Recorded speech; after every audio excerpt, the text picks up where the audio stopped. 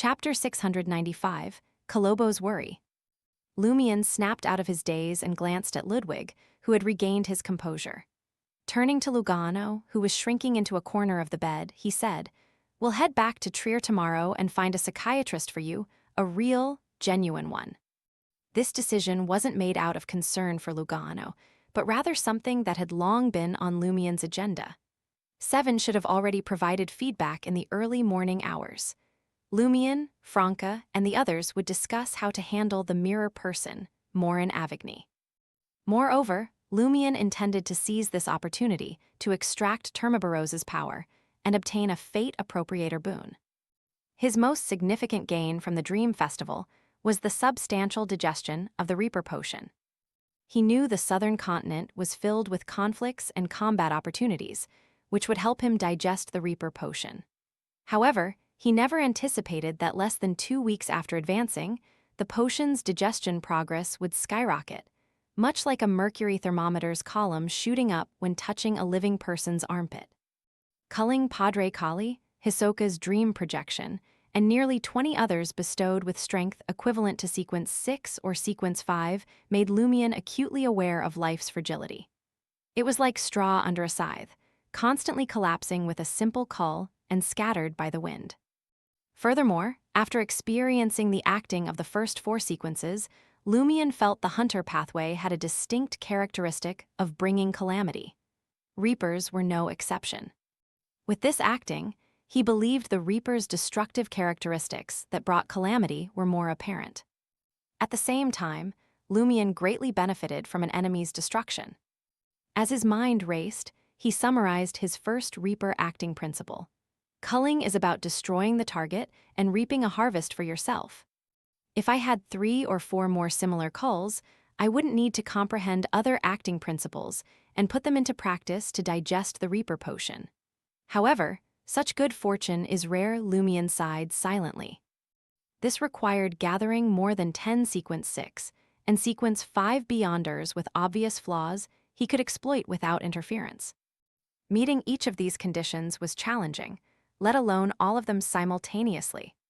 First and foremost, whether humans consumed potions or gained superpowers through boons, their pathways and sequences differed in their flaws. They couldn't all be burdened by dream projections like the Gravekeepers in the Dream Festival, where emotions and desires exploded at the slightest trigger. Even if the bestowed were deeply influenced by evil gods and had mental issues to some degree, exploding emotions and desires weren't inevitable. Some might simply have mutated personalities. Secondly, Sequence 6 and Sequence 5 Beyonders were uncommon, especially the latter, who formed the backbone of various factions. Even without factions, they could create their own teams and dominate a region like the pirate admirals. Gathering more than 10 to 20 such Beyonders was no easy task. Moreover, if a major incident caused the first 2 conditions to be met, the Beyonders' common flaws might not be countered by Lumion and his mystical items. Finally, during the battle, a Sequence 5 Beyonder, a key member of the various factions, might draw the attention of the corresponding demigod. A mysticism event like the Dream Festival, with its inherent limitations and natural problems, was unusually suitable for Lumion. Perhaps there had only been one such event in the northern and southern continents in nearly a millennium. Lumion couldn't help but sigh again. At that moment, Lugano was thrilled to hear he could return to Trier at dawn. He quickly replied, all right. Back in Trier, his boss had more trusted companions. He probably wouldn't need to take care of Ludwig anymore. Lumion thought for a moment and glanced at the curtains emanating the crimson moonlight. Casually, he asked Lugano, "Have you saved enough for the Harvest Priest potion formula and the corresponding ingredients?" Lugano was taken aback. "No, I'm still a bit short of the potion formula's price." Most of his current savings came from Lumion, amounting to around 15,000 Verl d'Or. Based on his knowledge, a Sequence 7 potion formula usually cost between 16,000 to 20,000 Verl d'Or. Lumion nodded pensively. "I'll keep an eye out for the Harvest Priest potion formula and the necessary ingredients for you. If you're short on funds, I'll help cover the difference. Consider it a share of the spoils from this adventure." Lugano was stunned momentarily before tears welled up in his eyes, blurring his vision. I made the right choice. My future truly lies with the boss. With a hint of unease, he asked, but that was a dream adventure. Can the gains be brought back to the real world? Lumion didn't elaborate. He retrieved Hisoka's golden mask from his traveler's bag. It's possible, some special items are possible. Lugano felt a sense of relief. Lumion turned to Ludwig, who seemed to have acquired a cherished toy, and nodded slightly. You may go back to sleep. Ludwig, wearing a blue nightcap, blinked and reached out to touch his stomach. Groan, his stomach churned violently. Lumion laughed self-deprecatingly and took out the portion of food Ludwig had eaten in the dream, including almond pistachio cream cake, liquor-infused chocolate, eclairs, and more. After Ludwig began his quiet meal, Lumion returned to his room and conjured a blazing white fireball. He unfolded the letter, picked up a fountain pen, and penned a letter to Madame Magician. This took precedence over dealing with other matters. As he wrote, Lumion pondered something. If I killed all the elders of the Gravekeepers, would the primitive tribe still possess the ability to attack and eliminate the dead? Or are they still alive in the real world, waiting to drag those already dead down with them when they attack Tizimo? Or would the deceased find another way out, like the fire that had engulfed the Twanaku family?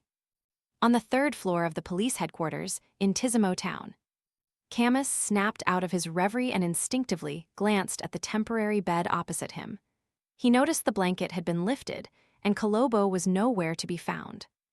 Am I still dreaming, still in the dream festival? Camus sat up cautiously and heard a sound near the door in the corner. In the darkness, under the crimson moonlight seeping through the curtains, he saw Kolobo crouch there, curled up and trembling. Camus lowered his voice and gently asked, "What's wrong?" Kolobo's voice quivered as he replied, "The sky is falling, the sky is falling." The sky is falling. Camus found it amusing and looked at Kolobo. Did you misinterpret your premonition? How could the sky possibly fall? Outside Tizimo, at the edge of the primitive forest. Maslow, his face adorned with white paint, slowly advanced into the forest. It was a terrible feeling to know about his impending, yet unavoidable death. He regretted betraying the numinous episcopate, but there had been no choice. Shortly after arriving in Tizimo, he had been secretly controlled by Twanaku, who had returned for a vacation. He had become a fallen one monitoring the situation of Padre Kali and Tizimo.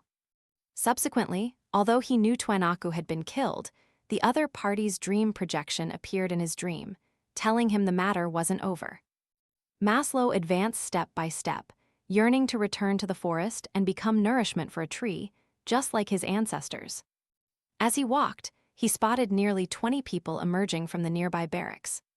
The men seemed to sense something amiss and prepared to inspect their surroundings.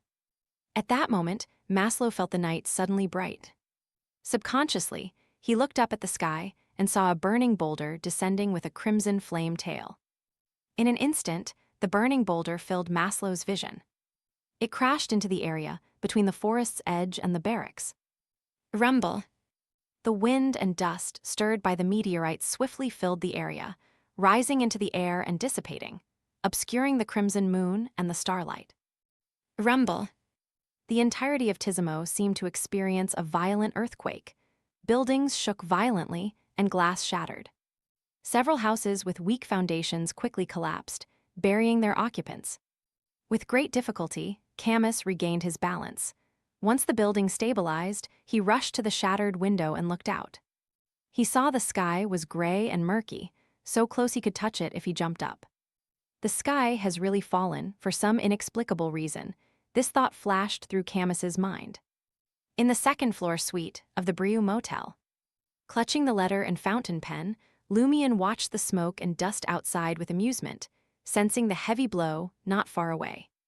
How direct, he sighed sincerely. A meteorite had descended from the sky.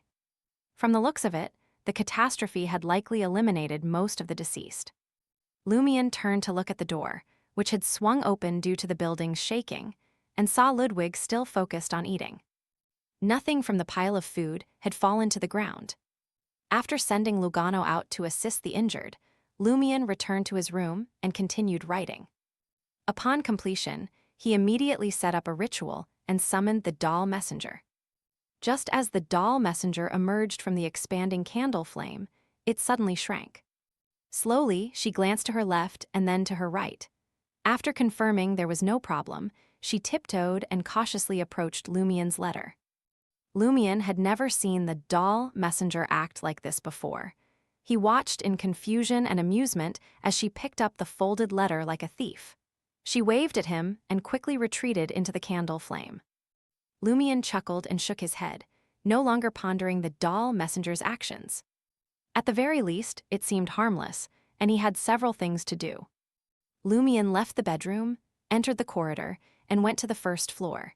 He grabbed the motel owner, who had come out to check on the situation after waking up, and asked, "Which room are the lady and her companion who arrived tonight staying in?"